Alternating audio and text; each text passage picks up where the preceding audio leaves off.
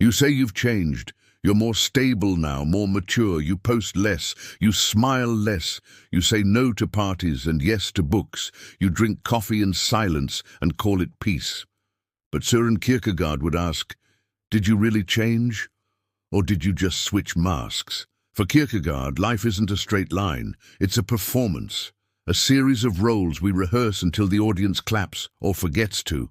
And at the center of it all is a self desperately trying to be real, while constantly dressing up as what it thinks will be loved.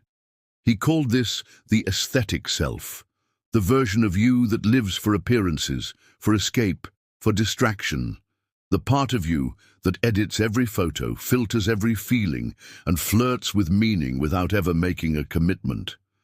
The aesthetic self doesn't want truth. It wants relief. It doesn't want purpose. It wants options. It wants the feeling of becoming without the discomfort of being. But here's the tragedy.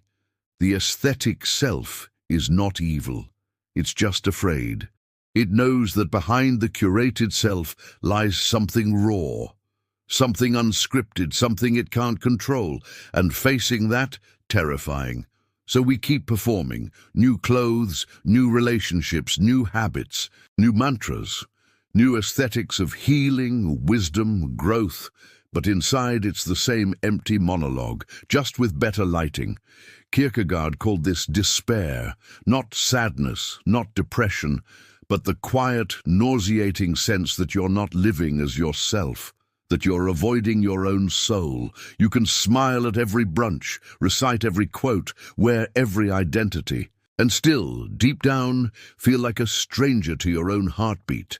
That's because the opposite of authenticity isn't lying, it's acting. The world tells you to find yourself.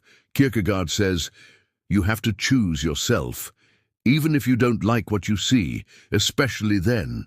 He warns us, the aesthetic life feels beautiful until it breaks, until one day the distractions stop working, the mask slips, the mirror speaks, and you're left with the unbearable question, who have I been performing for?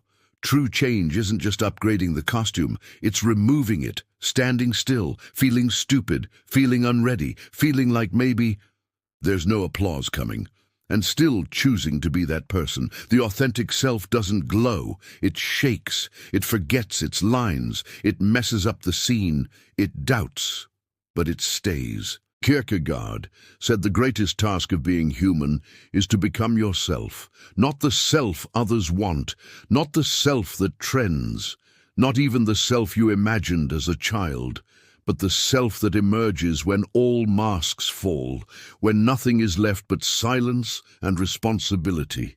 Because to be authentic isn't to be perfect. It has to be willing to carry the weight of your contradictions without outsourcing your identity to applause. So when you say, I've changed, ask yourself, who changed, me or the actor I've been playing? Because masks are comfortable. They're pretty, they protect, they perform, but they don't breathe. And eventually you will need air, not approval, not aesthetics, not affirmations. Air. So take off the mask, even if no one claps, especially if no one claps. The audience was never the point. Becoming yourself was.